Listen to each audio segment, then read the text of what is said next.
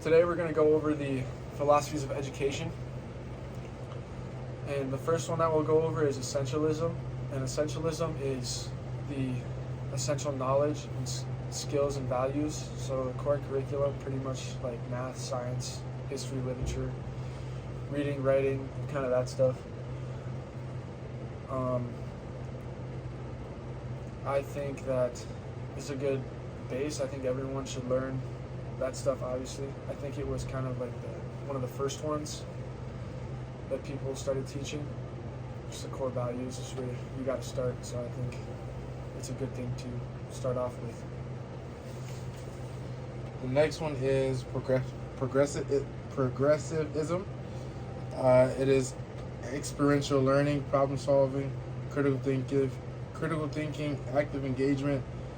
So basically, just being involved in the classroom and using your brain, I guess, like starting to think and do things in class, outside of class, opposed to rote memorization and standardized testing. Major players are John Dewey, Jean-Jacques Rousseau, William James, Francis Parker, and Maria Montessori. All right, the next teaching philosophy is perennialism.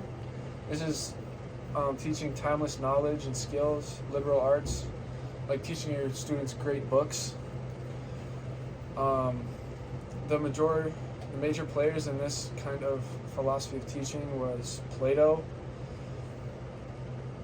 So this is kind of just like, when I think of this one, I kind of think of like English class and learning like Shakespeare and stuff like that. So I think it's a good thing, but I don't think it's I don't think it's like essential. You don't like need to learn about what Shakespeare wrote and stuff like that. But I think it's a good thing to get students' minds working and them interested in new things. The next one is existentialism. Individuality. Skip this one? Should I cut that out of that? No, we're good. Should we just Okay. keep going? We're going to keep rolling. Individuality, self-discovery, personal freedom, questioning societal norms, values, and beliefs. This one to me seems like it wants you to explore yourself, like share your own thoughts, be who you are, true to yourself. That's what I think that one means. All right, the next one that we have is constructivism. And this philosophy is knowledge is constructed through experience and environmental interactions, problem-based learning, collaboration, so like groups, and self-guided inquiry. So I think it's good.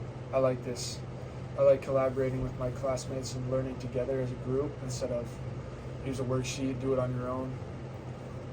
Because I think in the real world it's very important to be able to work with people. And yeah, I think learning through your mistakes and stuff is good too. So I like that philosophy. The next one is behaviorism. Focuses on observable behaviors, positive and negative reinforcement, punishment, shaping. So behaviorism it teaches you like what ages these kids start behaving, like the behaviors they start doing, like crawling, like what age would a baby start crawling and stuff like that. All right, our next philosophy is humanism. Humanism it's like development of the whole person, so like all around social, emotional, and intellectual growth. It's self-directed learning and intrinsic motivation. So it's kind of like the opposite of what I said earlier about like collaboration. You're kind of doing it on your own and like learning through, like it's like deep thinking just all by yourself. So I think it's good to be able to do this too, because you're not always going to have someone to bounce your ideas off of and stuff. So, and then developing the whole person, like I said, social, emotional, and along with the intellectual growth. The next one would be Is that the last one? the last one: social reconstructionism, and critical pedagogy is social justice, equality, democratic values, critical thinking, questioning of authority, social activism. So to one, this one to one means to like be involved in the community more, like doing like social activities and stuff, like letting your voice be heard. So having freedom of speech, basically, and like speaking on what you think is right or what's wrong. Thank you.